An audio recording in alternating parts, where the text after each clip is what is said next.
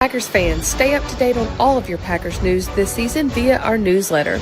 You can sign up for the PackersNews.com and more Journal Sentinel newsletters by clicking on the link in the brief field of this video.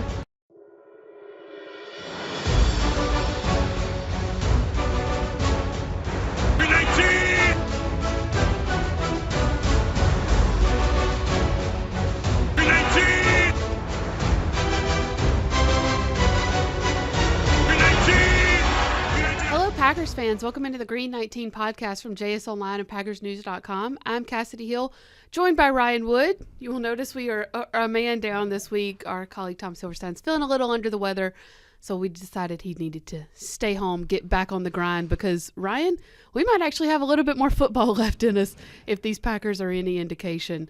A win, and they are in game on Sunday versus the Detroit Lions, and we heard from so many guys today. It just feels like everything is going their way, and that at this point a playoff push is inevitable. Everything is going their way. I think we mentioned Sunday night, when you're doinking a 56-yard field goal off the crossbar, good. Yeah. And, I mean, I turned to Pete Doherty before that kick, and I said, he makes this, I'll give you all the money in my wallet. And fortunately, I had no money in my wallet. But, like, it's clever. Mason Crosby's Mason Crosby. I mean, it's not that, he's Mason Crosby, but 56-yard field goal, that doesn't happen in Lambeau Field. You don't see it. It was the longest any Packers kicker has ever had. So when that's going for you, everything is going for you. Yeah.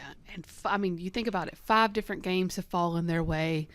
I mean, Rasul Douglas tiptoed around the word destiny today, but I mean, when he said when you're watching these outside games and you're seeing everything fall your way, you can't help but get encouraged. And that's what these Packers are heading into Sunday night's game with, is a lot of encouragement. Before we get too much into the game, I want to stop and talk about something real quick. Buffalo Bills safety Damar Hamlin, collapsed on Monday night during the Monday night game. Reports on Thursday out of the hospital seem to be very, very encouraging. He is squeezing his family members' hands. He's writing out questions, including his very first question: who won the game? Did we win? Did we win? It's yes. Incredible. Football guy right there. Yep. We wish him all the best in a speedy recovery after, I don't know about you, Ryan, but probably one of the scariest things I've ever seen happen on a football field. Never seen anything like it. Yeah. I was frozen in fear, frankly, Monday night. And I wasn't watching the game. I was on Netflix, and I get a push notification that the game had been temporarily postponed, and that something happened. Something significant has to have happened. It's not thunderstorm season, so I went on Twitter and obviously saw what happened, and needless to say, I didn't watch Netflix the rest of the night. Just frozen. I just couldn't believe what I was seeing. Something that I don't think ever expected or thought could be possible. But here's the thing, that the best way to describe it is even the gladiators in the arena, and that's what today's NFL players are, they know when they strap up that they're going out there with a real risk of getting injured. They understand that. Knees, ankles, concussion. None of them thought that was something that was possible either. It's just something that we've never seen, we've never imagined, and really, thank God he's okay. Mm-hmm. Or at least making improvement. It's a long way to go, but it's a lot better than what I think everyone feared Monday night. A chance for recovery. Yeah. That's what you can ask for. I was watching the game. I record a podcast with Pete and Eric on Monday night, and we always have the Monday night game on in the background, and kind of saw it happen and just was waiting for him to get up or waiting for a thumbs up. The thumbs up is what you look for. And I think once you saw Josh Allen's face and Joe Burrow's face, you realized this is bad. That's exactly what Rasul Douglas told me when I spoke with him yesterday about it. He was ordering dinner at a seafood restaurant in Green Bay, and he saw the play. It was muted on a TV above him. And his first thought was, he's concussed, there's another concussion. But then he saw, after ordering dinner, the reaction from his teammates, and Rasul Douglas said that he goes, did he die? Like he was, it became like that, something that seemed kind of ordinary, unfortunately. I mean, it's something that routine play and to something that no one's ever seen before. Right. And a hard hit, but a routine hit. Right. And that's why it was so and T. Higgins did nothing No. wrong. I mean, it was a football play that came from this. So I think that was part of what made it so shocking.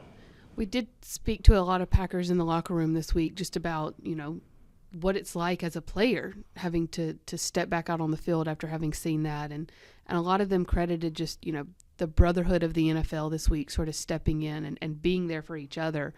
And that, Christian Watson was, explaining like it's going to be really, really hard to step back out on the field again. But, the fact that they're going to have each other and be able to do it together makes a huge difference. The Packers, as did, I imagine, in many other NFL teams, but we know the Packers provided additional, mental health resources this week. They held a session after practice on Wednesday with Dr. Carr, their in-house, therapist, and allowed the guys to just kind of know that they were there for each other. And I think one of the biggest things they did, and, you hear a lot of credit this week going to the medical professionals and the first responders with Damar Hamlin, the fact that they got to him and executed the plan so quickly and so perfectly is really what saved his life. And so Matt LaFleur telling us Wednesday that Flea, the head athletic trainer and medical guy here, went over the team as to what their response would be. I mean, if you're a player, is that kind of what the main thing you want to hear? Like, you've got it under control in case anything happens here. Well, I can't imagine that's a bad thing. I don't know what, I'm not a player, so I don't know what they want to hear, but I know that Matt LaFleur was also not watching the game Monday night. He had work to do. He was in the coaching offices, and he heard someone talking about it. And one of the first things he did was started to text Flea, Brian Engel, the head athletic trainer, of just a ton of questions about what was happening. And the Packers started their week with a team meeting, like I would imagine just about every other NFL team did. And LaFleur said it was a very, very quiet room, not a lot of talking. Everyone really understood the gravity of the situation. And he invited Flea to discuss the procedures then. And so this is how they started their week. It's interesting. Everything in the NFL is so regimented. When you've done this year after year, you can almost every day kind of have an idea of what to expect. Aaron Rodgers talks on Wednesday. Some of the defensive guys talk on Thursday. Jair Alexander talks on Friday. It's just everything's so regimented, but this week has been different. This has been something that breaks from the norm of what you expect because you've never seen this before.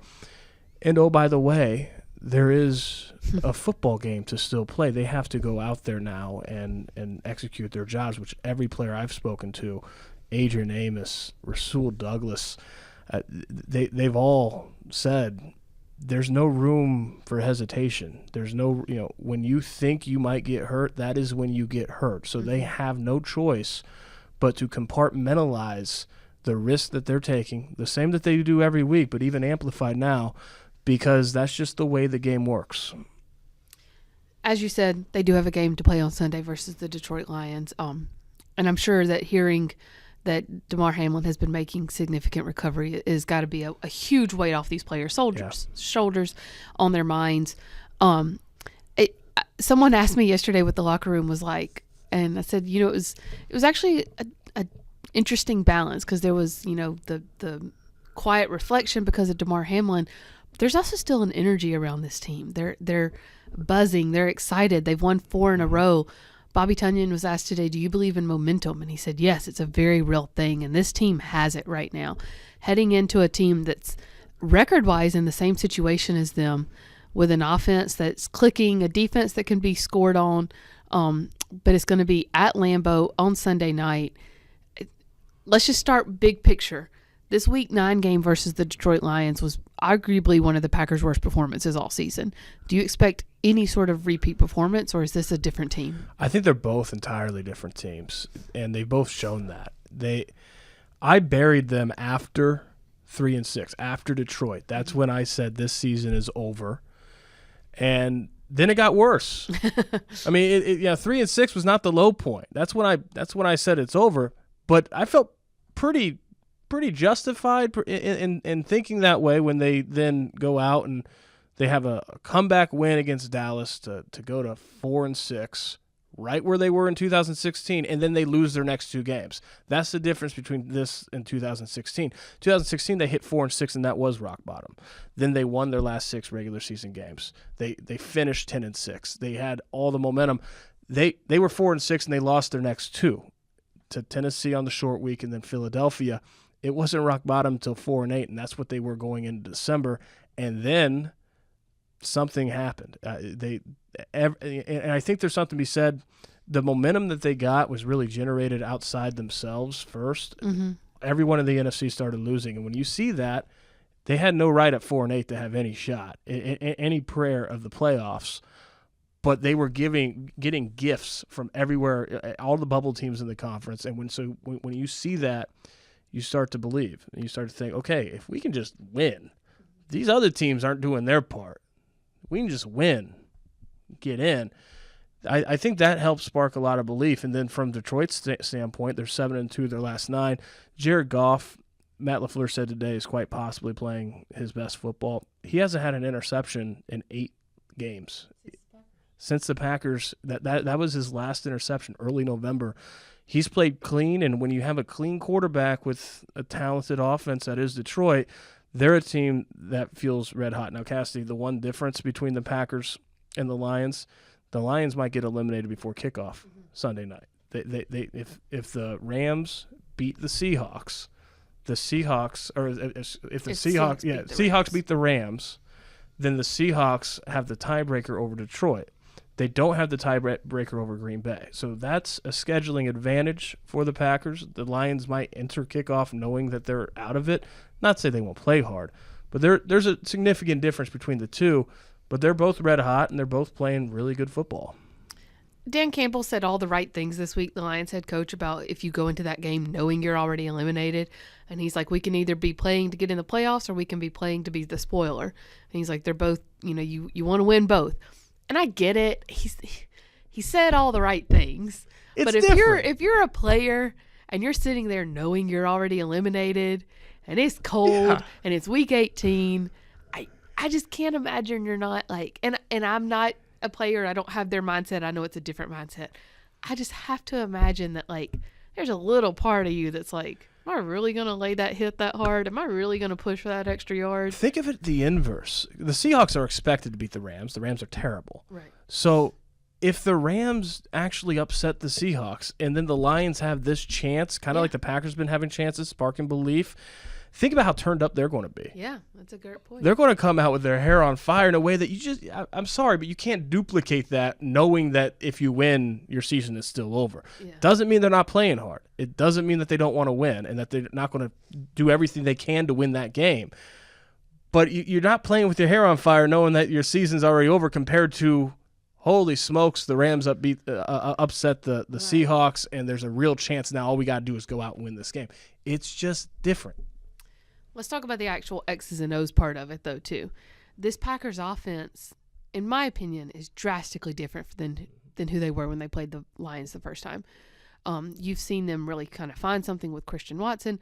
They didn't have Christian Watson or Romeo Doubs for the majority of that Lions game the first time. They'll have both of them back on the field. They came out of Week 17 relatively healthy, so they should have every one of their offensive starters back on the field versus the Lions. Both Aaron Rodgers, Allen Lazard, Romeo Doubs, they all talked this week about, like, it took this offense a while to find its identity, and now they have it. I said, okay, and I asked them all, or asked Doubs and Lazard, okay, what is that identity? And they said, well, it's kind of hard to put into words, but both Lazard and Doubs ended up just landing on, like, we'll find a way. And, you think about the past 3 seasons under LaFleur, this has been one of the best, most efficient offenses in the NFL. And I think this year it took them a while to realize, like, it doesn't have to be pretty to be efficient. And that's what it is now, is efficient. Is that an offense that can move on this Lions defense? I think there's still a level for them to go, and it's not surprising to me that they struggled to pinpoint what their identity is, because I think that they hit the next level, and I've been saying this, when they figure out how to balance Christian Watson and Aaron Jones in the game plan so that you maximize your 2 biggest playmakers. To this point, it's really been, okay, when Christian Watson has a big game, it's Christian Watson's game, and when Aaron Jones has a big game, it's Aaron Jones's game. When they're able to do both, the way that they have before with Devontae Adams and Aaron Jones, they've shown, this coaching staff has shown that you can balance a really strong perimeter threat and a really strong running back threat. When they're able to figure that out, I think you're going to see it go to another level. But to your point, Cassie, yeah, a week after Detroit, what happened? Christian Watson backflipped in the end zone. That was the starting point. It was his first touchdown of what would be 8 in 4 games. And they didn't have that perimeter threat. It was non-existent in the first 9 games of the season, primarily because Christian Watson had the 2 hamstring pulls. He had the concussion the week before Detroit in Buffalo, and then he had to be removed for precautionary reasons after taking a really hard blow to the chest a week after that concussion in Detroit. So he didn't play much of the Detroit game. Not having that perimeter threat, you can run the ball all you want in this league, but if you don't have anything to balance it on the outside, it's only going to take you so far. And I think that's what we saw. Even when they got Aaron Jones on track, they didn't have anything to support that. Now they do. We saw versus the Vikings this past week, even when they were taking those deep shots to Christian Watson and they weren't hitting, he was still pulling the defense. They had to stay too high pretty much the entire game just to honor him. So is his tape so far still enough that the Lions are going to have to honor him even though he didn't do as much versus the Vikings? Oh, yeah, because you know that he can take it to the house from anywhere on the field. He's shown that. So you have to play him a certain way or else it's on film now. So what has happened in the past can't happen again. Yeah, there's no question it helps the running game just having him on the field, which is why I think that it was so important for him to be on the field despite the hip, and clearly he wasn't 100% with the hip injury last week against the Vikings, but just having the presence out there. There's a reason why Aaron Jones went 90 yards and 9 carries in the first half. It's the offensive line having David Bakhtiari back was huge, and having him next to Elton Jenkins for one of the few times this season, that's important because as Matt LaFleur said, it's one of the best offensive lines on the left side that you'll find in the league when those two are right. That's important, but so is having a deep perimeter threat in Christian Watson. We also saw Robert Tonyan kind of have his best game in weeks, maybe this season so far versus the Vikings. He had the 21-yard touchdown where he was wide open. Maybe because it felt like this offense forgot about him, so the Vikings defense did too. It was a scramble drill touchdown essentially, but he was still wide open. He was telling me yesterday, I had him break it down for me, and he was like, Aaron just knows that I do that. That's 5 years of football right there. That's chemistry. So we're seeing that kind of manifest itself again. He had a few other catches. He said he feared for his job when he didn't get the field goal marked where it should have been because he got brought down a little earlier. He was like, he almost couldn't watch the Crosby field goal at first because he was like, if he misses it, I'm losing my job. But still had one of his better games that he's had all season. We knew that with that ACL, even though he was back at the beginning of the year, it was going to take a while before he was back. Is this just one game, or do you kind of be like, okay, maybe they have something again now with their tight end in this passing game? Yeah, I'd still like to see him beat somebody. The touchdown, no one covered him. Right. And that's, to his credit, he made a big play in the red zone when they needed him to, but that's a play that he'll tell you he should make when no one covers him in the end zone. When he was Pro Bowl talent, I know he's a Pro Bowl snub in 2020, but Pro Bowl talent in 2020, he was beating defenders down the seam, it seemed almost every week, and we haven't seen that yet. So when we start seeing that, that's when you'll know he's starting to come back. But yeah, Robert Tonyan is someone that you at least have to cover. Like you can't just leave him wide open. He will score touchdowns on you if you do that. So the Lions are going to have to take him into account. Let's flip to the other side of the ball. The Packers defense held the Lions to 15 points in their last game, which I think was their lowest output of the season, if I'm remembering correctly, because this is a pretty high-powered offense. And I don't know about you, Ryan, but I feel like the defense has only gotten better since then. So, as we said, Jared Goff hasn't thrown an interception since that Packers game. That in the past 8 games, this Packers secondary has feasted over the past 7 games on interceptions. They have 12 interceptions over the past 7 games, 12 turnovers total over the past 4, if you include fumbles. Where can you attack this Lions defense? Is this going to be maybe the best test this defense has faced it yet? And where can they kind of get after this Lions offense? I don't know about best test because Miami's got a lot of explosive playmakers in Tyreek Hill and Jalen Waddle and obviously Justin Jefferson. You saw what he did to this Packers defense week 1. So they're coming off 2 really explosive, high-powered offenses that they've been able to one, keep in check in Miami and not give up any points after the 4-minute mark in the second quarter. And two, just completely shut down the Vikings with just 3 points until their starters were pulled in the fourth quarter. But this is more the same. You can't exhale now because you got through Miami and Minnesota, because Amon-Ra St. Brown is a dude. Like, if you don't bring your best against him, he might not have the waddle dance. He might not be Tyreek Hill, who thinks he can beat Usain Bolt in a sprint. He might not be doing. I still want to see that race. he might not be doing the gritty like Justin Jefferson. He's more understated, but he's a stud, and you have to play him like them, because if you don't, he will beat you. So you start there. Obviously, they don't have T.J. Hawkinson anymore, so that's going to be a big change. But it's a rock and a hard place. 6 interceptions the last 2 games for this Packers secondary, and a quarterback in Jared Goff who's not throwing the ball to the other team right now. Something's going to have to change there. Over the past 2 games, we've seen, like you said, because those offenses have such deep threats, the Packers were sort of willing to, like, give up that underneath stuff, and you've seen them more, like, I think back to the beginning of the year, say it was like 3rd and 7. Well, they might line up 9 yards off. Now they're lining up 7 yards off, and they're meeting them at the point of the catch. So all of that to say, is that going to be the key again with this offense? Can you give them some of that underneath stuff as long as you're meeting them at the catch?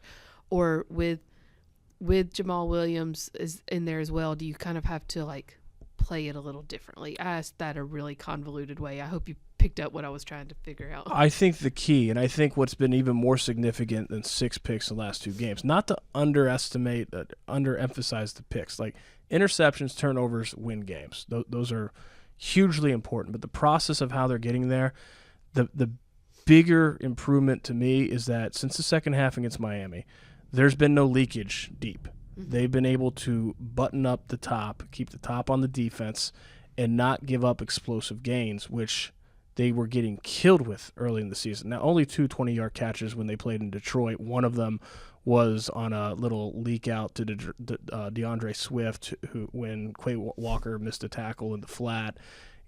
So it wasn't like that was a big part of the last time these 2 teams played. But as a whole in this season, being able to keep the top on the defense, play your assignment, not give up explosive gains, that has, to me, been the biggest change in the secondary, and that leads then to having the interceptions. A big difference between now and Detroit is obviously the defensive front, not having Rashawn Gary, who exited with the torn ACL in Detroit. The fact that they've been able, really since the bye week, to get pass rush and get pressure after the quarterback, that plays in concert with the back end. And I asked Matt LaFleur today, what's changed on the back end? How are you guys so connected now when you weren't earlier in the season? And he pointed to the pass rush, and I followed by asking, does that help with the communication errors that you saw early in the season aren't seeing now? He said, yeah, when you have less time to cover, it covers up a lot of those errors. And so you've seen the Packers be able to manufacture some pass rush without Rashawn Gary, and that only helps the secondary. Rasul Douglas said something today that I thought was very interesting, so I wanted to get your input on it. He essentially was saying that last year they didn't necessarily have to fix their mistakes until it was too late. And I'm paraphrasing a little bit because it was a long answer.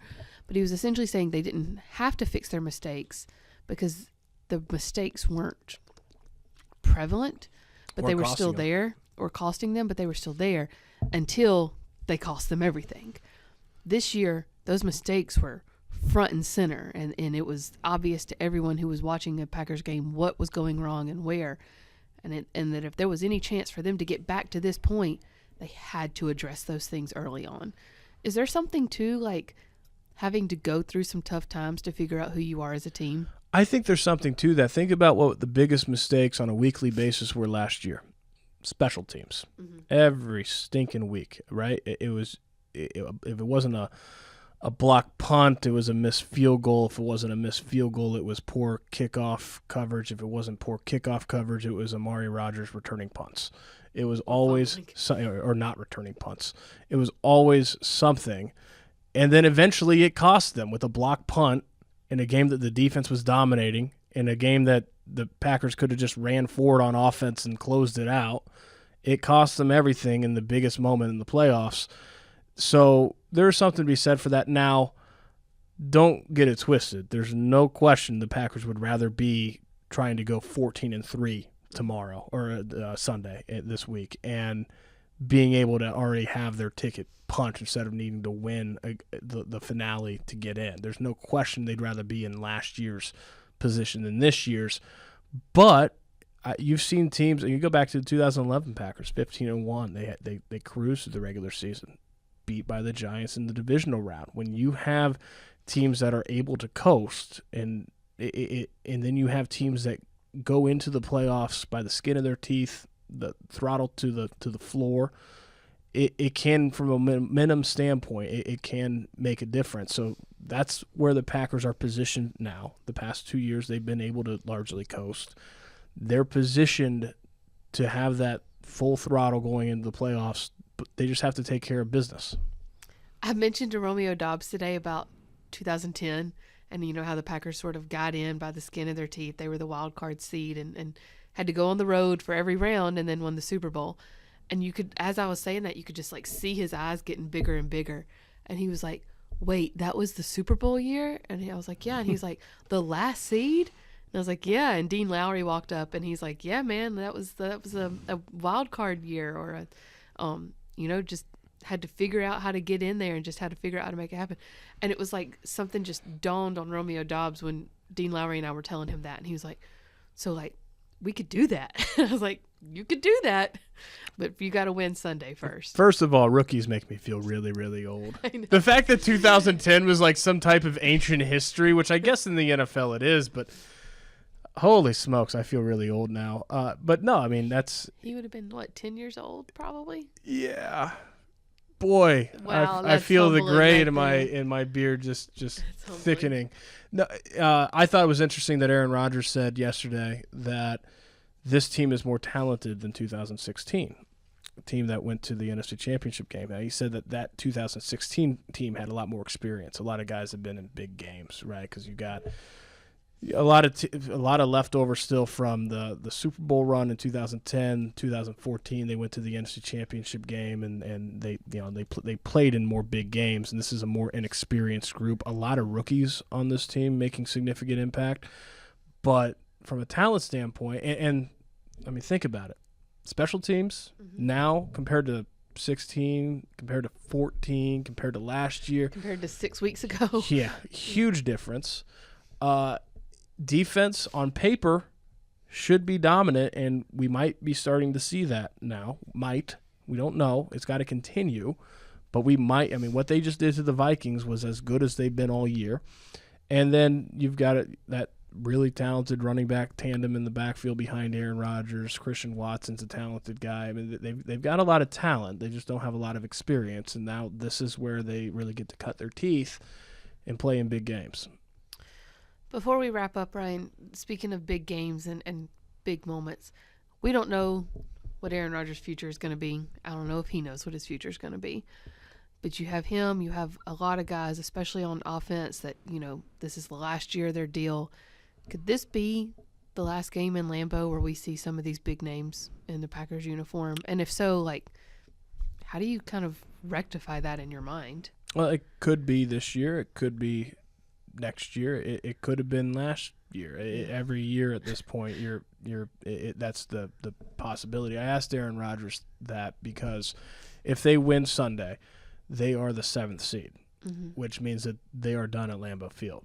If they even go to the Super Bowl, the path will be on the road like it was in 2010. So if Aaron Rodgers is not the quarterback next season, Sunday will be his last game for the Packers at Lambeau Field. And I asked if he had any clarity on whether that was the case, and he acknowledged that it's a possibility. It's going to be in his mind, but he doesn't have any clarity on that. He reiterated it's going to be an off-season decision, much like it was last year. You can expect that the Packers are going to know by the start of the new league year in March, but between now and then, there's going to be a decision made. It's not going to come until after the season. Bobby Tunyon was asked about it possibly being Rodgers' last game, and he said, hasn't it been his last game the past 3 years? Right. Like, yeah, and if he's back next year, then it'd be the same thing all over again. This is a movie on repeat now. makes me think of like that song from Hamilton, like we're going to teach him how to say goodbye. He's teaching Packers fans how to say goodbye every year after year. We should have Spoon back in the fold, hopefully, in the next few days here. But his prediction will be in the Milwaukee Journal-Sentinel and Green Bay Press-Gazette this weekend. Ryan, go ahead and kind of give me your prediction, your rundown of what Sunday will be. I just have a really hard time thinking that this run they've been on, where everything is broken right for a month now, is going to end with a home loss against the Detroit Lions. I understand the Detroit Lions are not your usual Detroit Lions. This is a real squad. This is a team that is not a pushover. It's not like 5 years ago when Detroit had no idea how to win in Wisconsin. They've ended that drought. But with everything that is broken for them, they have now they've whittled down this incredibly long list to one thing that they've got to do. They've got to beat the Detroit Lions at Lambeau Field. I have a hard time thinking that after everything else that they've accomplished and has been accomplished for them around them through no help of their own, that's the one thing they're not going to be able to get done. So I'll take the Packers. I don't think the run stops here. It'd be a big surprise to me if it did. Yeah, I agree completely. You said it perfectly. Like, this is the one thing they have left to do. How can that one be the one that goes wrong? It always still could. It could. But just when we're thinking that, the Detroit Lions come out and watch they're gonna lay a pounding and win by 3 touchdowns. I mean, that's how the season has worked, right? Like I said, I buried them after the last Detroit game. Right. So the fact that I think that they're going to the playoffs now is probably not what Packers fans want to hear. Because I've been wrong at every step this season. It's been very difficult to track what this team's going to do next. And just when you think they're doing one thing, they're going to just do the exact opposite. But if I had to guess, and it's a guess, I think they're going to beat the Detroit Lions at home. Our colleague Pete Doherty said on the Facebook Live after the Vikings game, like, well, I'm done picking against the Packers. And I was like, I'm pretty sure every Packers fan is like, no, pick the Lions, the Lions. Right? You don't want to mess with superstition. I'm sorry, Packers fans. Yes. I'm sorry. But just from a pure X's and O's point of view, I think this Packers offense is much better. The Lions defense has never really been the issue. I think you can move the ball on this Lions defense. It was the Packers offense that couldn't do that in the first game. This Lions offense is so strong, so fast. They're going to be an issue. But we've seen this Packers defense really find their footing over the past 5 or 6 weeks here. I think this is going to be a much different game than it was in Week 9. Yeah, yes. That was a Week 9 game. Good call. And now we're heading into Week 18. I don't think it's going to be a blowout like it was the Vikings. I think this is going to be a much closer game. It's going to be probably a very physical game. I mean, we might see like a 21-17 game or something. We'll see if the Seahawks win or not. Yeah, that's a great point. It'll all depend. You know? If 6 other games have fallen their way and then that one doesn't, oh my gosh, can you imagine? I think it does make a difference, and I'm not underselling the professionalism of the Detroit Lions or their desire to win. How could it not? Right. How could it not? The difference between the Rams have this big upset and all of a sudden you have a real chance if you go win compared to you're done, it doesn't matter what happens. Yeah. How could it not have a difference? They're human. Like you said, they're professionals, but they're also human. It has to seep in at some point. Whatever happens, we will be there to cover it for you all. We will continue to have full coverage leading up to Sunday's game, then throughout and after the game as well, no matter what happens. Win and they're in, lose and we go home, you can get back to Netflix. We'll be here to cover it for you all. Thank you so much as always. This has been the Green 19 podcast from JSLine and PackersNews.com. Green 19!